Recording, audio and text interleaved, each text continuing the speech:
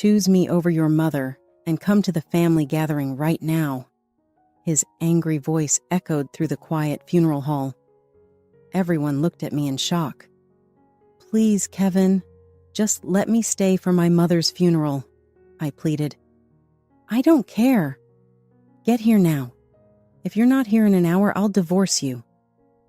Divorce was something I would accept, but I didn't want to add to my father's grief over losing his wife. 1 hour, that's it. The call abruptly ended, leaving me holding my head in frustration. My father spoke up, his body trembling. "Why did he talk like that? Has he always treated you this way?" "That's right. Dad always acts high and mighty towards Mom," Emma interjected, speaking up for me. Hearing this, my father's expression turned from anger to cold. "Well, then let's give him what he wants," he said, gritting his teeth. "My name is Sasha, and I'm a 48-year-old homemaker. I live with my husband, Kevin, just the two of us.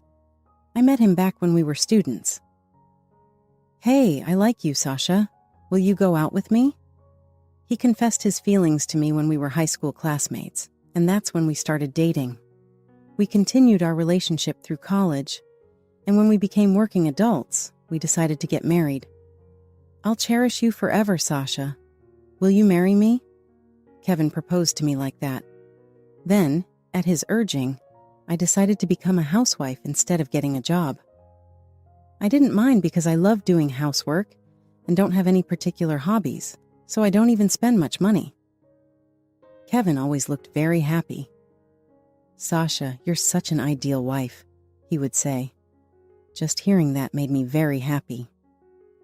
Soon after, I got pregnant with our daughter, Emma. Both Kevin and I, as well as our parents, were overjoyed. "Mom, let me do it for you," my daughter Emma would often say. She grew up to be a kind child who would follow me around, trying to help. Gradually, her kindness extended beyond me to others as well. If she saw someone in trouble, she would help them without any second thought. She had a strong sense of justice, too. "You were such a tomboy back then," I used to tell her. "I do remember. Sorry for causing so much trouble," she replied with a chuckle. My lovely daughter Emma grew up and left home after getting married. Since then, it's just been Kevin and me. One day, while I was cleaning as usual, the bell rang. "Oh God, here we go again," I mumbled. Checking the monitor, and, as I expected, it was Kevin's mother, Sarah, standing in front of the Ma Inn door. I sighed as I opened the door. "Why does it take you so long to open the door? You're slow," Sarah complained as soon as the door opened and walked in. She rushed into the living room, turned on the TV, and asked for coffee. I let out a deep sigh again at the sight. I've always been troubled by Sarah's unannounced visits. "You still suck at cleaning and doing laundry, huh? You're absolutely a useless daughter-in-law," she always complained about my housekeeping. "This has been going on for years. Sar dotes on Kevin and sees me, her daughter-in-law, as an enemy. That's why she constantly criticizes me. Maybe it's because you can only give birth to daughters," Sarah often said. She was not pleased that I'd only had Emma. "It's such a disgrace not to have a male heir," she would mock me, even though there wasn't anything specific to inherit. I suffer from secondary infertility. No matter how hard I tried, I couldn't have another child. Sarah nags about this constantly. I always listen to her snide remarks in silence. Back then, I used to argue back, but she'd just yell and throw things at me. So I started keeping quiet. Honestly, I don't even want her presence in the house. However, if I didn't open the door, she'd ring the intercom repeatedly and start shouting. I felt bad for the neighbors and eventually let her in. "You got married into this family. You have to obey us," she'd insist. Sarah stays for hours and hours before she finally leaves. When she goes, I sigh with relief, only to make eye contact with a neighbor through the front door. "Isn't that Kevin's mother? Are you all right?" one neighbor asked, concerned. Ah, yes, I'm fine. I apologize for the noise. It's okay. Don't worry about it. Kind neighbors sometimes listen to my complaints or visit. When Sarah is here to help me out, she cares about her appearance, so she doesn't harass me when others are around. If you need anything, just let me know, one neighbor said. This house was built on land that belonged to my grandfather, and my father built the house. If you try to make a copy of the key without permission, I'll kick you out, my father had told Kevin and Sarah. My father owns this house, and he made it clear to Kevin that his parents can't have a key. With the support of my neighbors and parents, I managed to maintain some peace of mind. I really wish Kevin would take my side. When Sarah came over again, I felt frustrated. Can your mother please inform us before coming to our house? She always complains about my housekeeping. Can you please tell her to stop? Kevin made a face. You are starting again. Why? Mom's doing it for you. If you can't get along, it's because you're not trying hard enough. Just get used to it. He never takes my side. Being doted on by Sarah, Kevin has some outdated ideas. He believes that as the husband, he and his family come first, and the wife should do all the housekeeping and childcare. He is such an old-minded person. It's all your fault. No need to drag me into your problems. He would say it every time. Kevin doesn't listen to me. Seeing him storm off to his room, I sighed again. Hey, Mom, can I come over sometime? One day I got a call from Emma. Of course, dear, I replied. The next day, Emma came over. Why did you come over on a weekday? Your dad is at work. I didn't come to see Dad. I came to see you. Emma isn't very close to Kevin. On the other hand, Kevin dotes on Emma, but she always seems annoyed by it. It was you who took care of me. Besides, I can't like people who bully my mom. Emma has always cared about me. So, what brings you here today? I gestured for her to sit. Mom, have you thought about divorcing Dad? I froze at Emma's words. Seeing my reaction, Emma started to speak. You don't say about your feelings because you don't want to trouble Grandpa and Grandma, right? She was right. At first, I thought about consulting my parents. However, my mother has a chronic illness and has been in and out of the hospital for years, so I hesitated to bring it up with them. Now both my husband and I are earning enough, and we can support you. You can get a divorce from Dad and live with us. Her words made me pause and think. Certainly there was Sarah, who enjoyed criticizing me, and her husband Carl, who acted like he wasn't even there. Then there was my husband, who never helped me and for whom I had lost feelings. I wanted to be free from them. Are you sure? Won't it be a burden for you? It'll be fine, Mom. Let's live together, Emma said with a smile. Her words made me feel relieved. However, I knew I couldn't get a divorce yet. I decided to take my time and prepare for it. But those plans were suddenly disrupted. What? Mom is hospitalized? My mother had to be hospitalized again. This time it was serious. Hearing my father's distressed voice, I requested Kevin. I need to go to my parents' house. You are not going anywhere. If you go, who's going to do all the housework? But my mother's condition is serious, I pleaded. No, you're my wife now, so obey your husband. Kevin was against me going back to my parents' house. Ever since I got married, I could only visit my parents once a year, and that was possible only because Emma begged to go see my family. As I was thinking of what to do, I got a call from Emma. I heard about Grandma. Yes, but... I know. I'll talk to Dad. Emma seemed to understand without me having to say everything.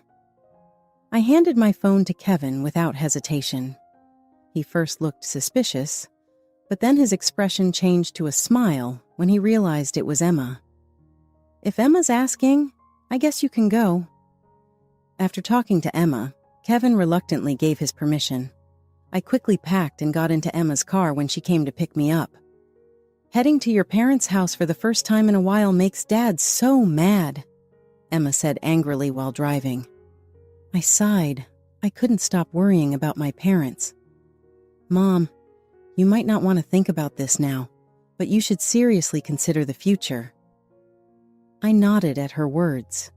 Even though my mother was in danger, Kevin was only thinking about himself. I didn't want to live with him anymore. I resolved to go through with the divorce. When we rushed to the hospital, my mother was already unconscious, and my father looked completely exhausted by her side. "Oh, Sasha and Emma, you're here," Dad said weakly. I knew this would come eventually, I thought. My poor father had always been concerned about me. Seeing him so tired, I regretted not coming sooner. "I'll stay here for a while, Dad. I've taken some time off work. I'll do whatever I can, Grandpa," Emma assured. "Thank you both." After that, I spent my days taking care of my mom and supporting my dad. Even though my mother was unconscious, all I could do was talk to her and encourage my father. Then the unexpected moment came. "When are you going to come back?" I got a message from Kevin. Checking my notifications, I saw several messages. Sarah was doing the housework while I was away. "There's a family dinner soon, so come back," Kevin wrote. "My mom is critically ill, so I can't come," I replied. Kevin called me immediately. "What is this? First, are you abandoning your duties as a wife, and now you're refusing to attend the family gathering? This is ridiculous." "I'm not kidding. What is this gathering about?" One of his relatives was getting married and they were gathering to celebrate, but it was a relative whose name I didn't even recognize. I can't leave my parents to go back for a pathetic family dinner. "I can't. I want to stay with my parents." "No, that's an order," Kevin said and hung up immediately. I sighed deeply. "Mom? Grandma?" Emma came rushing in. That day my mother passed away. Soon after, her funeral was held. Despite her illness, my mother was kind and knowledgeable. She was loved by many, and not only our relatives but also many others came to pay their respects. "Dad didn't come, did he?" Emma asked, disappointed. "No, he didn't." I had informed Kevin about the funeral, but he ignored my message. As the funeral proceeded quietly, my phone rang. It was a call from my husband. Normally, I would have stepped outside to take the call, but seeing who it was, I guessed Kevin had specifically called me. As I thought of what to do, Emma, sitting beside me, seemed to have an idea and gave me instructions. "Put it on speaker," she said. Hearing that, I knew what Emma had in mind. She likely wanted to expose Kevin's behavior to everyone present. So I deliberately answered the call on speaker in front of everyone. "Hey, I'm at a funeral right now," I said. "Why?" "All the other relatives are gathered here," he yelled, and I instinctively fell silent. People around me looked curiously, but when I put my finger to my lips, they seemed to understand, and the room fell silent. "Family gathering is today. Come home quick and help Mom." "It's not possible. It's my mother's funeral." "I'm your husband, so listen to me only. Get to the family gathering now." His angry voice echoed through the quiet funeral hall. Everyone looked irritated at Kevin's incredibly selfish remarks. "Do what I say or else," Kevin had insisted before abruptly ending the call. As I held my head in frustration, my father's angry voice broke the silence. "Has he always been like this?" Emma, always ready to defend me, spoke up. "Yes, Grandpa. He's always acted high and mighty." My father's expression turned from anger to a stony calm resolve. "I see. Then let's give him what he wants," he said coldly. An hour later, still dressed in our funeral attire, my relatives and I arrived together at Kevin's home. "You're late," Sarah exclaimed with an angry expression as she opened the door. However, upon seeing everyone gathered behind me, her body stiffened in shock. Ignoring her, we all entered. As we moved toward the loud noise, I saw men laughing crudely, likely drinking. Meanwhile, the women, upon seeing us, stepped aside in silence, their expressions surprised. "Wow, that's quite a gathering. Sorry to keep you waiting," I said firmly as I faced Kevin's family. "We're late. I was called away urgently even though it was during my mother's funeral," I said bitterly. "We decided to come because there was something far more important than my wife's funeral," my dad said. Everyone who had been lively moments ago was now quiet to see us all dressed in somber suits. "What's with the outfits? And why are you not alone, Sasha?" Sarah demanded with an angry expression as she stepped forward. Kevin turned around abruptly at the sound of my dad's voice and froze. His expression matched Sarah's, filled with shock and discomfort. "Will you tell us why you called Sasha away? What right did you have to take her from the important moment of saying her final goodbye to her mother?" My father, who had been quiet, now exerted a subtle yet palpable pressure on the room. "She is my wife," Kevin started defensively, but my father interjected firmly. "Being a wife doesn't mean she is responsible for all the housework and childcare. You allow your mother to harass her, and don't even let her visit her own parents' home. Is that what you think a wife is?" Kevin attempted to speak, but under my father's unwavering gaze, he eventually fell silent. "What do you think my daughter is to you?" My father thundered at Kevin. He flinched and stayed quiet. "Stop it! You're scaring my son!" Sarah yelled, rushing to Kevin's side and glared at my father. He returned her gaze coldly. "It's only natural for a wife to obey her husband's family. What era do you think you're living in?" Sarah challenged, her voice laced with arrogance. My father's anger was at its peak. "Human rights are defined by law, and your statement is not valid to the laws. Are you aware of that?" he countered, his voice cutting through the tension in the room.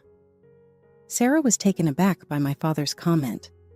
His rare display of anger brought me some relief, though I kept my gaze fixed on Kevin, not showing any sign of it. "All right, then I will not come home either," Emma spoke up, standing firmly next to my father. "You tell me to come home now and then, but Mom doesn't. Mom visit her parents. Why's that? You should have come to Grandma's funeral, Dad. Instead, you're here laughing with your relatives. I've hated that about you since I was a kid." Kevin looked shocked at Emma's words. He wasn't expecting that Emma harbored such strong feelings towards him.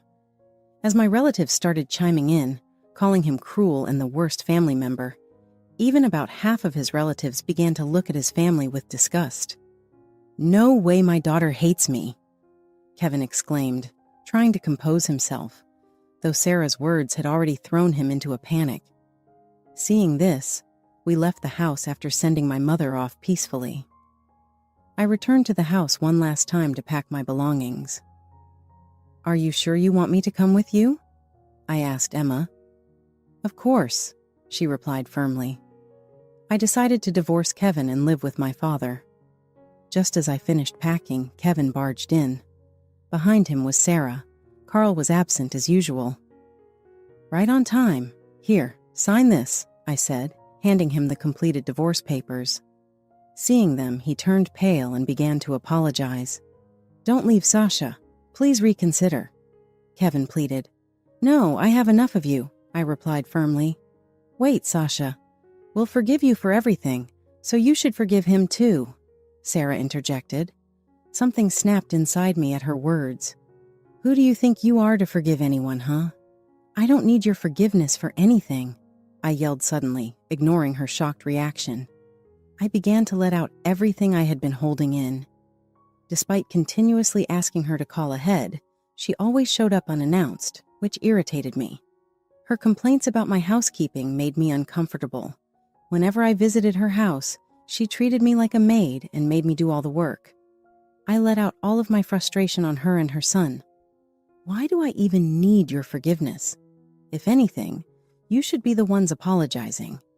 You should be saying sorry for staying at our house for hours without notice, complaining about everything, and treating me like a damn maid. Sarah fell silent at my words. My father stood beside me, glaring at both.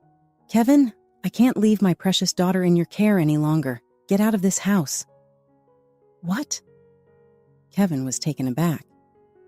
"The house is in my name, so you need to leave," my father shouted. Kevin turned pale, perhaps having forgotten this fact. "Get out now," my father ordered Kevin and Sarah, his voice unwavering. "Sign the divorce papers before leaving," I said. "Wait, Sasha, please think again." He pleaded, hope flickering in his eyes when I hesitated, but my decision was firm. "Finally," I said calmly, as Kevin signed the divorce papers with a defeated expression. "I'm so glad the divorce is finalized," my father smiled, sharing a moment of relief with me. Outside, we heard the commotion and looked out the window to see what was happening. "Why did Dad leave us behind?" I muttered, watching as Carl's car drove away. It seemed he had left while Kevin and Sra were arguing with us. Shortly after, the police arrived, called by our neighbors due to the noises caused by Kevin and Sarah. "Finally some peace," I remarked quietly as I watched them being taken away by the police. After everything quieted down, I gathered my belongings and returned to my parents' house. As I settled in, I checked my phone and found a message from Carl. "I'm sorry I couldn't protect you," the message read. Carl had left early to let the women in John's family escape. Some of them had stayed behind at Kevin's house for cleaning. It turned out Carl had been marginalized in the household due to his wife's schemes, and this time he had taken his revenge on her. I might have misunderstood. It's true. Carl didn't protect you when he could, so don't feel sorry for him. Instead, let's be glad we're free of that family, my father assured me. I nodded in agreement with his words. It seemed Kevin and Sarah were now facing a difficult situation. Since the women had successfully escaped, their husbands were holding a grudge against Kevin and Sarah. Carl divorced Sarah, and the two of them were shunned by all their relatives. Carl had kicked them out of the house, forcing them to move into a cheap apartment. "It's going to be tough for them from now on," my father remarked quietly. "What have you done, Dad?" I asked, curious about the extent of my father's actions. "I took a significant portion of Kevin's savings through property division for emotional abuse," my father admitted. "Plus, I also informed his company about his behavior." My father continued. "Kevin had old-fashioned thinking in the worst way. He would forcibly bring his subordinates to the house. One of these subordinates had given me their contact information in case I ever needed help," I explained further. "I enlisted their help this time, and as a result, Kevin was in a very uncomfortable position at work. And that's not all," my father added gravely. "It turned out he had been emotionally abusing his subordinates as well. When they learned about our divorce, they came forward with evidence and sued him. Yes, it seems Kevin's life took a significant downturn. After losing his job and facing legal consequences for his behavior at work, he ended up having to work multiple part-time jobs just to make ends meet. Sarah, who had never worked outside the home, relied solely on Kevin's earnings, adding to his financial stress. According to reports from a subordinate who saw him in town, Kevin appeared lousy and frustrated, even getting into trouble with the police after kicking a trash can. He's going down for good." Meanwhile, Emma shared the joyful news of her pregnancy at my parents' house. Seeing her lovingly pat her belly, I felt relieved that I had finalized the divorce before this new chapter began. Emma's husband was also there, enjoying the company of my father. As the excitement about the unborn grandchild grew, my father eagerly brought out drinks, although I knew I'd need to stop him soon to prevent overindulgence. Kevin and Sarah, with their selfish actions and mistreatment, won't have the privilege of seeing their grandchild or great-grandchild. This, I believe, is the most significant punishment for them. Kevin once doted on Emma. "Mom, have you thought about marrying again?" Emma asked curiously. "Not yet.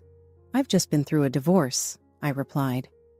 Emma noticed my expression and asked with a mischievous smile, "James? I think I know him." Surprised, I continued, "Well, yes, him, James. He's the subordinate who's been in touch since my divorce. Sometimes he'd apologize for waking us up in the middle of the night." I laughed. Emma looked nostalgic. "He was always considerate, especially when he visited. I used to wish James was my dad instead." "I think it's time for you to find your own happiness, Mom," Emma said earnestly. Her words left an impact on me, and I nodded in agreement. Sometime later, James invited me to dinner, and Emma and I shared a laugh. "Maybe I can find my happiness this time," I said with a smile, feeling hopeful. 1 year later. "I'm a little early, aren't I?" I mumbled to myself as I arrived ahead of time for a meeting, wondering how to pass the extra time. "Sasha," a known voice called out, causing me to turn around. It was Kevin, stumbling towards me. "It's been hard ever since you left. I realize how important you are to me." "Don't start again, please," I thought to myself. "Can't do anything about it now," I replied coldly, keeping my distance from him. "And I heard that Emma had a baby." I felt a hint of anger bubbling up, wondering how this news had reached him. "Emma is currently busy taking care of her baby. I won't let you disrupt her life." "But what if you and I get back together?" he pressed. "Don't say the impossible," I stated firmly. Suddenly, someone put an arm around my shoulder. I looked up to see James, glaring at Kevin. "You," Kevin started, recognizing James as my former subordinate. "Don't even try." James stopped him. "I'm no longer your subordinate. Me and Sasha are in a relationship now." Kevin's face fell into despair upon hearing James's words. A year ago, when James invited me to dinner, we clicked immediately. He confessed his long-harbored feelings for me, and we started dating. "This can't be true," Kevin mumbled. "I will make Sasha happy this time, and I will cherish Emma's child as my own grandchild." James firmly declared, "You no longer needed here." With that, Kevin walked away, knowing he would never go back to how it was again. "Sasha, will you marry me?" James asked, looking a bit shy. I nodded, feeling flustered. "We're engaged now," I happily told Emma. "Wow, that's wonderful," Emma exclaimed, genuinely happy. "It has always been my and my wife's wish for our daughter to be happy," my father added, sharing in the joy. "Are you going to have a wedding?" Emma asked, wiggling her eyebrows. "We're both too old for that. Besides, it wouldn't be easy with a baby, and I don't want to trouble you and Dad," I explained gently. They looked a bit disappointed, but I smiled softly. "Instead, we're planning a trip. We'll be gone for a while." "Well, you can leave Grandpa to me then," Emma said cheerfully. "And I'll take care of the great-grandchild," my father added with a grin. I laughed with two of them gratefully. "Thanks to you both. I'm very happy now. I feel very grateful." In my words, the two of them exchanged glances. My father spoke first. "On the contrary, it's due to you that your mother and I were happy." "Absolutely. I'm who I am today because you raised me with so much love, Mom," Emma added sincerely. "Shortly after, I married James." "It's like a dream having Sasha as my wife," James would often say with a smile. His expression reminded me of Kevin's when he confessed his love, but James was way different than him. Kevin always looked straight ahead, never at me. However, James looked right into my eyes. Even these small things made me smile. A few years later, my father reunited with my mother, and now I live with James. Unlike with Kevin, we talk about everything and respect each other deeply. It's a feeling I cherish. "Will Emma come today?" James asked suddenly, breaking my thoughts. "Yes, she will. Her child is going to turn 6 already. Time flies," I replied warmly. "She is the dearest to me. I always want to buy her everything." "When she calls me Grandpa, I can't help but laugh," James chuckled. "I think Emma might scold you if you buy too much," I teased gently. Well, we're on the same page. James shrugged with a grin. As we laughed together, we heard cheerful voices from the entrance. Smiling, we headed over. "Hey, Mom, Dad," Emma greeted us with a smile. Moments later, our 6-year-old grandchild jumped into James's arms, making him fall back slightly. "She resembles Emma so much. Such a tomboy," I joked Emma. Emma let out a mock, indignant sound, and we all burst out laughing. That moment, surrounded by the people I love, I thought to myself that I wanted to protect these smiles forever.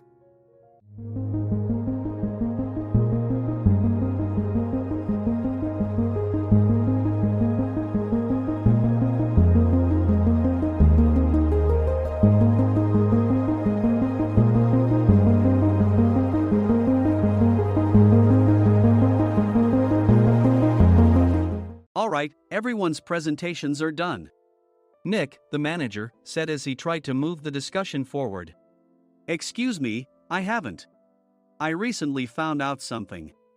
Nick interrupted me and began to speak. There's apparently someone in this department who didn't graduate high school and is just a part-timer. Meetings should be for employees only. Absolutely right. His lackey, Mike, of course, agreed with Nick. I'm leaving. After leaving the meeting room, I started to shut down my computer.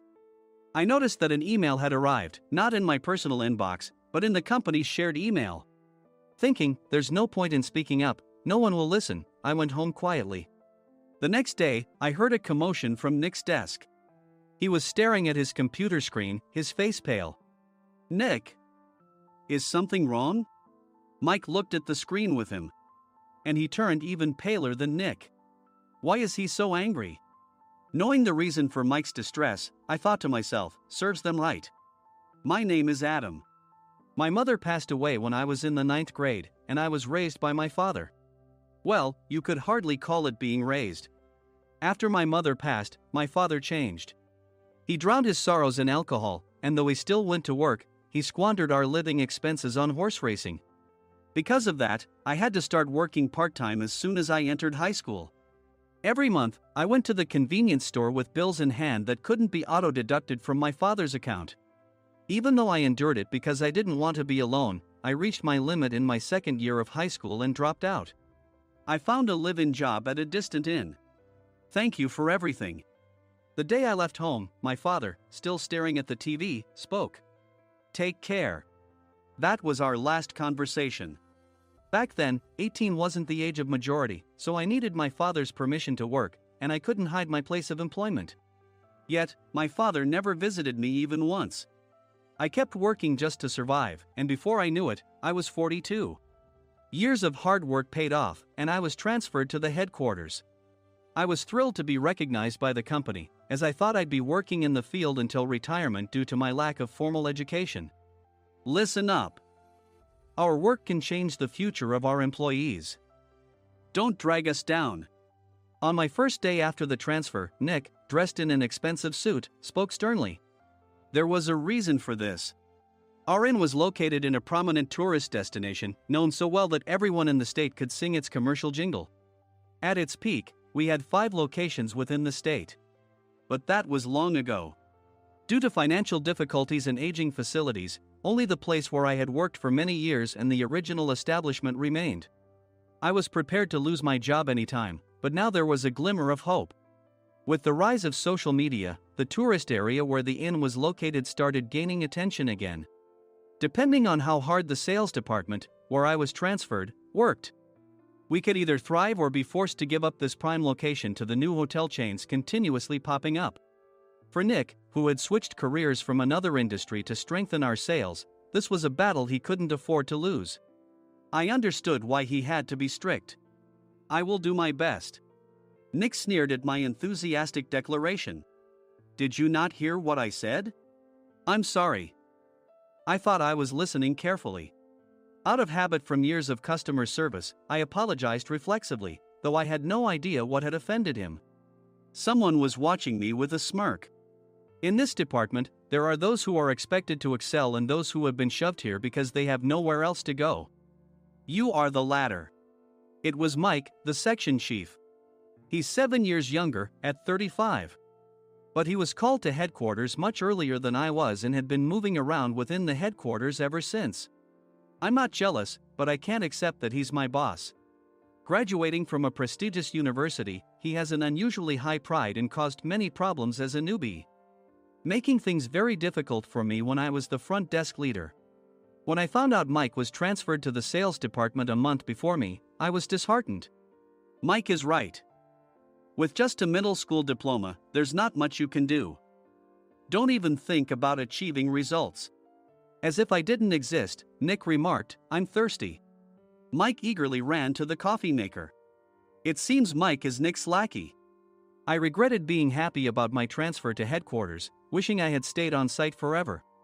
Send a direct mail to every company on this list by the end of the day. Nick only assigned me tasks that even a new graduate could handle. What? There are over 1,000 companies. You want me to send to all of them by today? Yes, if you and your fellow misfits split the work, even those with nowhere else to go should finish by today. I glanced at the employees typing away expressionlessly. They were worn out from customer service, only thinking about leaving on time, or were women reassigned after having children, with zero motivation for work. Even Sam, a new graduate from the same university as Mike, who was supposed to be among the expected achievers, had no enthusiasm for the job, having joined the company wanting to do customer service. "I don't care what they say, I plan to quit anytime," he said. Only Nick and Mike were highly motivated, making all the decisions between the two of them.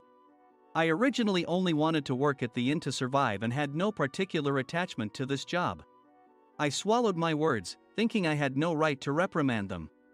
About a month after the transfer, Nick told us with a frustrated look, "To commemorate the 50th anniversary, we've decided to create a plan exclusive for one group per day." Originally, Mike and I were supposed to come up with it, but our president, Mr. Thompson, insists on hearing everyone's opinions. "So, you all get a chance." As Nick explained, Mike began handing out prints. "Make sure not to embarrass Nick. If your ideas are half-baked, you'll have to redo them." It seemed that they had printed his handwritten notes by Mr. Thompson, which included several questions and a section for free responses. It made sense why Nick had to seek our input, given that all responses had to be submitted to Mr. Thompson. We were given a week to think about it, and a meeting was scheduled to compile our ideas. My plan is to let guests enjoy both the old and modern America. Nick began the presentations.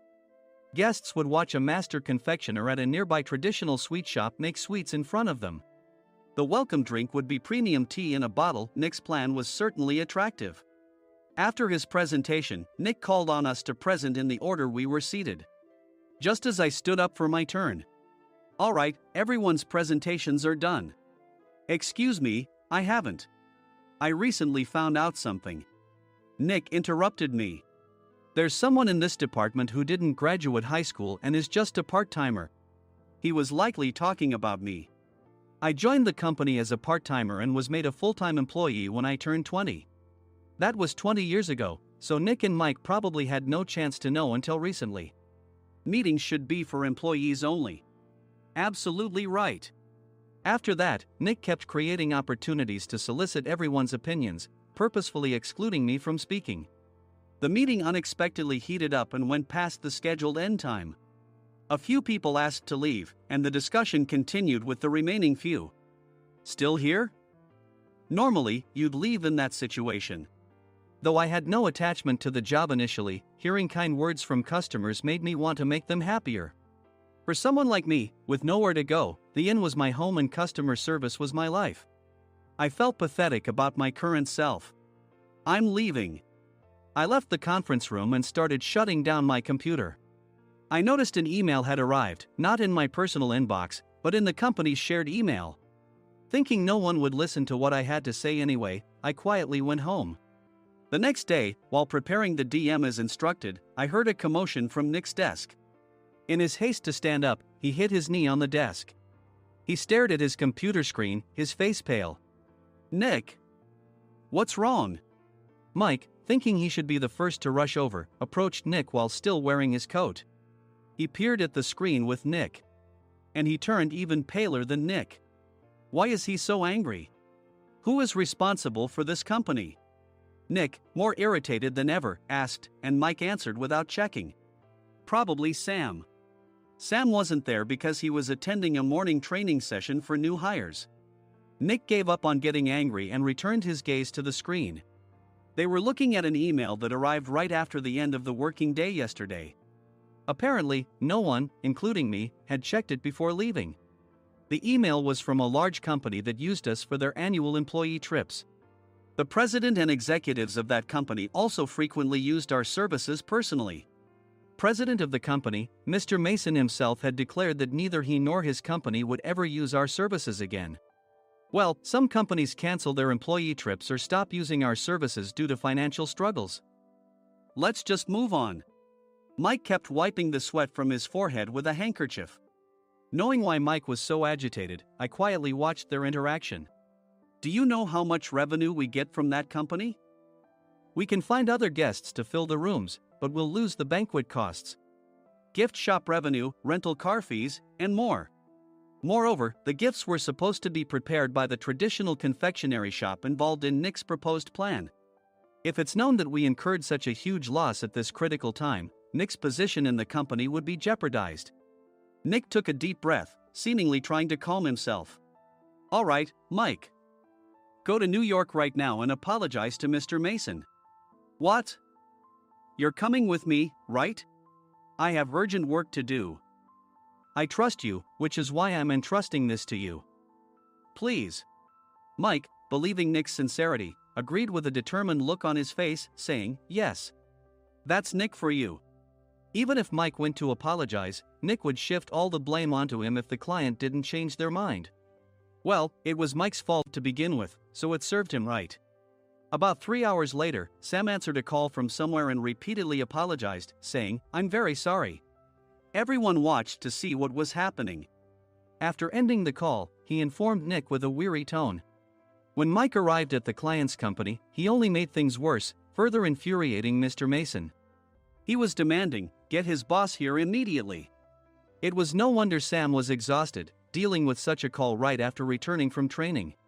What is that idiot doing? All right, Adam, you're coming with me. If sacrificing Mike didn't work, then I must be next. Normally, I'd want to refuse at all costs, but I saw an opportunity in this situation. If I can be of assistance, I'd be happy to join you. I immediately followed Nick, and we flew to New York. When we introduced ourselves at the reception, it became clear how serious the situation was, as the receptionist personally escorted us to the president's office. Angry voices leaked through the door, making both Nick and me uneasy. Excuse me. I'm Nick, the supervisor.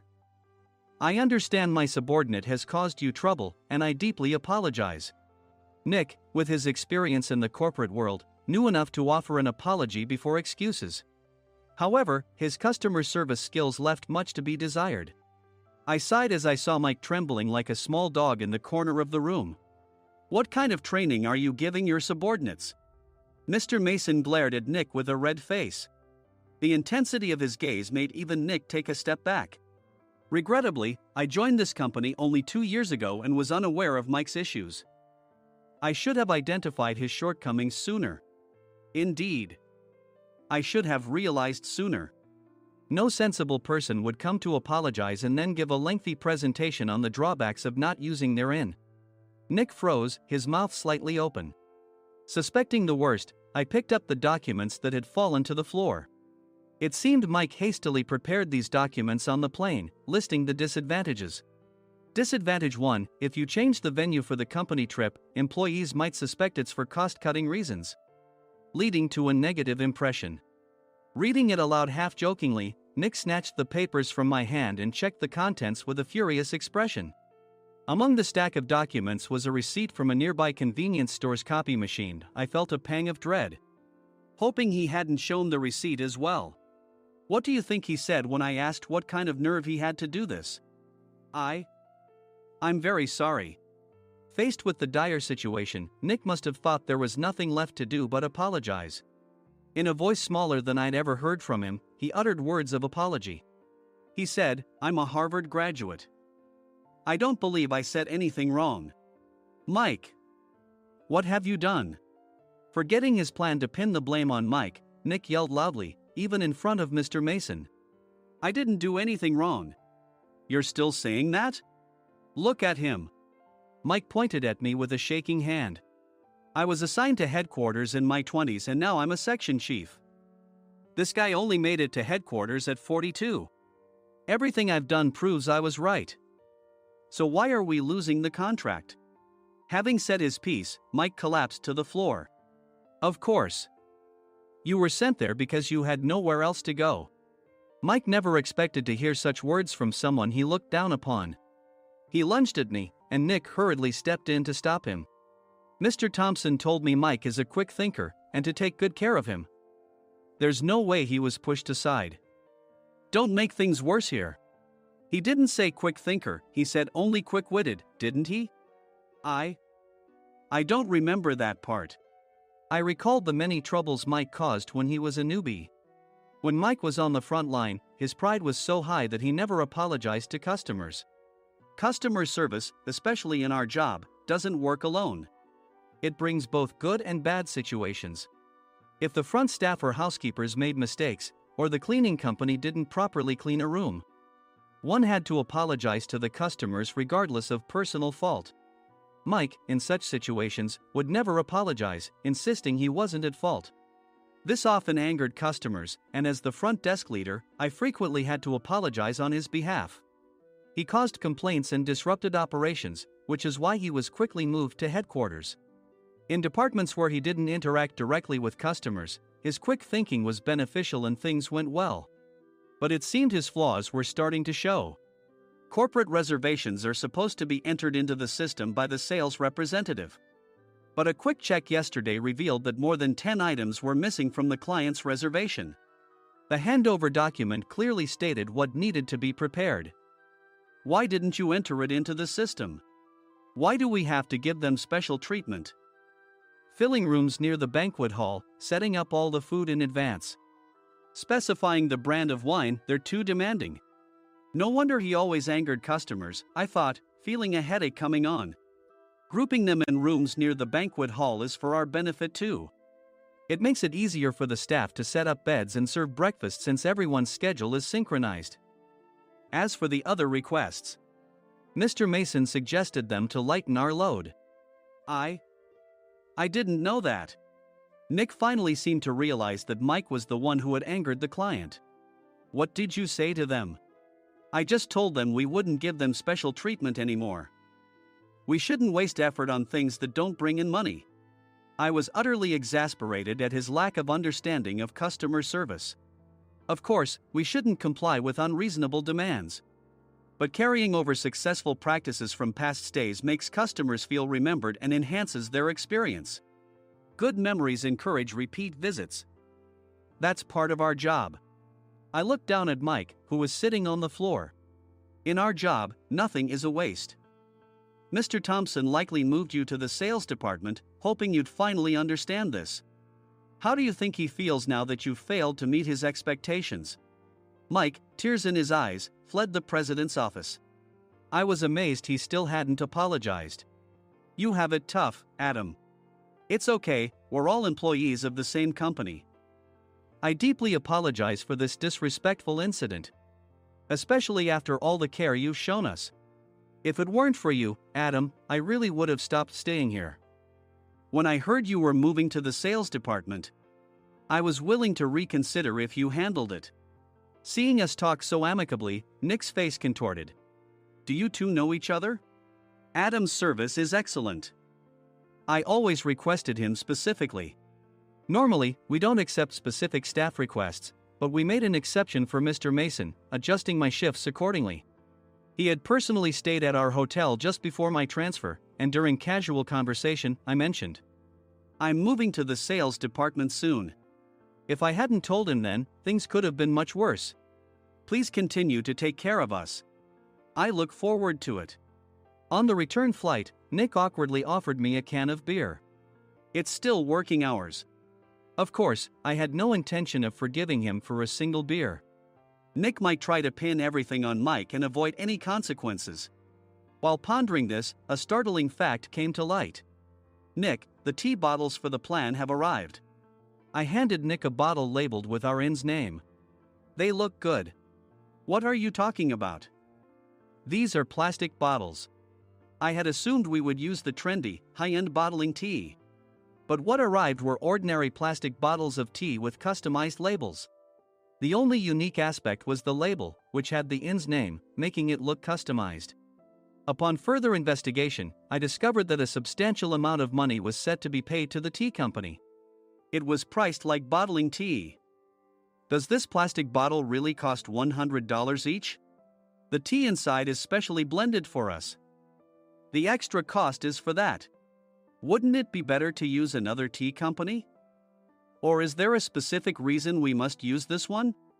As Nick continued to make excuses, I showed him a printed email. I informed the tea company's president, Mr. Mitchell, that we discovered irregular payments and he confessed. He said you two were high school classmates and planned to split the extra money. That idiot. Why did he confess? That's not important. You should worry about yourself, this could turn into a police matter. Opening the bottle cap, I suggested. How about calming down with this tea? It supposedly has a relaxing effect. Nick drank the tea frantically. In the following days, decisions were made about their fates. Mike was reassigned to the General Affairs Department, with no chance of transfer or promotion, as per Mr. Thompson's orders. As for Nick, since the payment to the tea company hadn't yet been made, he narrowly avoided legal trouble. Instead, he was encouraged to leave the company, and to avoid further complications, Nick submitted his resignation. Rumor has it that connections between HR departments have made it difficult for him to find new employment. Even though it was good to have those two gone, something unexpected happened in the sales department. Everyone became motivated and united in refining the 50th anniversary plan. In the end, my plan was adopted. We collaborated with the Tourist Information Center to provide personalized guides. The plan, tailored to the number of guests, was truly special for the 50th anniversary. Hey, is Adam's family coming to stay? I immediately booked that special plan for my family. Sam noticed it on the reservation list and quickly picked up on it. Yes, I'm inviting my father. That's great. I might invite my parents too. I lacked the courage to face my father just as Adam. But here, with the confidence Mr. Mason praised, I felt ready. The 50th anniversary plan was a perfect opportunity to reconnect with my father. I hoped to bring back the days when we could laugh together as we once did.